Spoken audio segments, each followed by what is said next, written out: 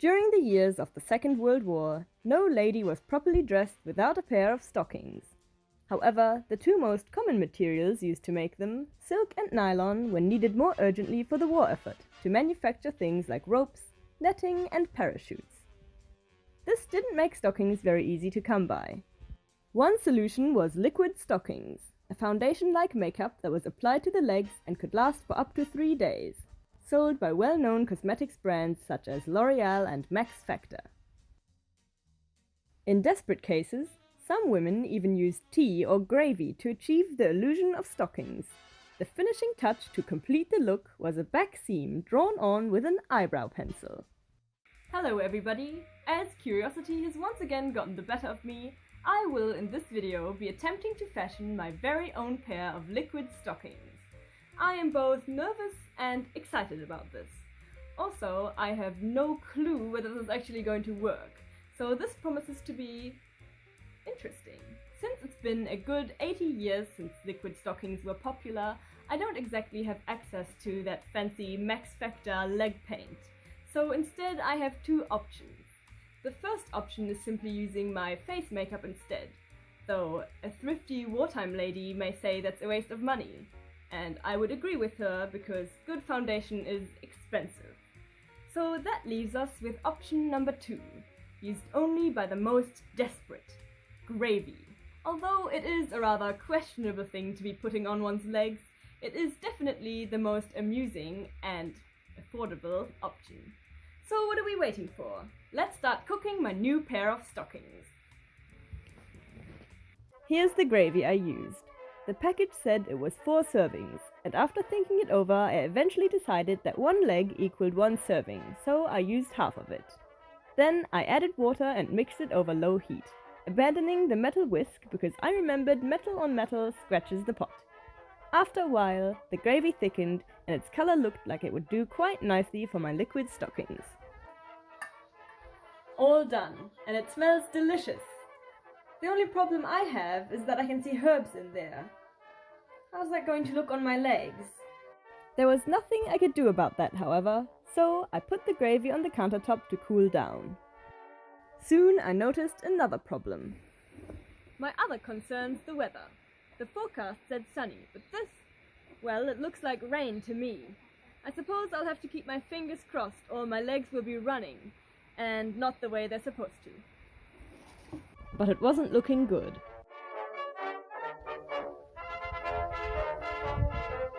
Not happening. See you tomorrow.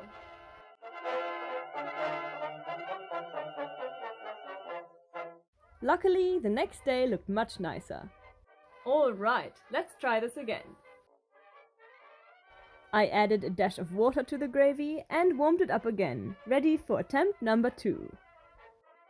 Now the fun really began. I went about trying to cover my leg with the gravy. My sincere apologies, by the way, for all the indecent knee flashing that's about to ensue. It's all in the name of science.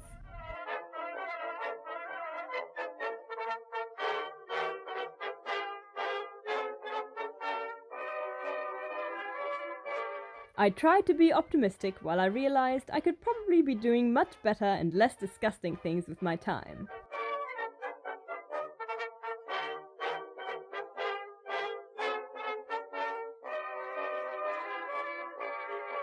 Painting my legs with gravy is definitely one of the stranger activities I've done, but I'll admit that it was quite fun. And I'll have you know that it tasted rather delicious too. Things weren't always smooth sailing, however.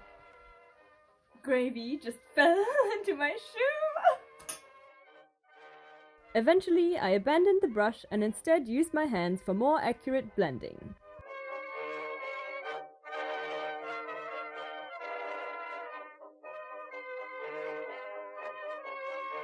After some time, my stockings didn't look half bad, just like I'd had a very shiny orange tan, which, to be fair, some stockings do look like. But then, as the gravy started to dry, it began to look awful and patchy, no matter how hard I tried to make it look smooth. So it's not looking very good. I tried my best, and every time I touch it, it seems to just be getting worse.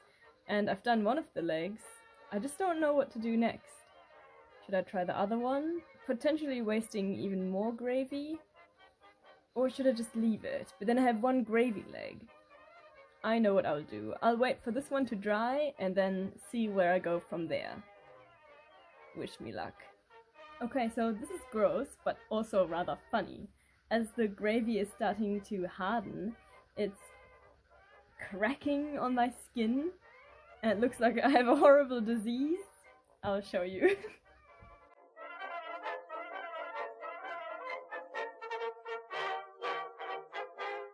So disgusting. Why did I do this to myself? On one hand, absolutely vile, but on the other hand, shall I do the other leg? The second time around, I diluted the gravy with more water to hopefully avoid the patchy look.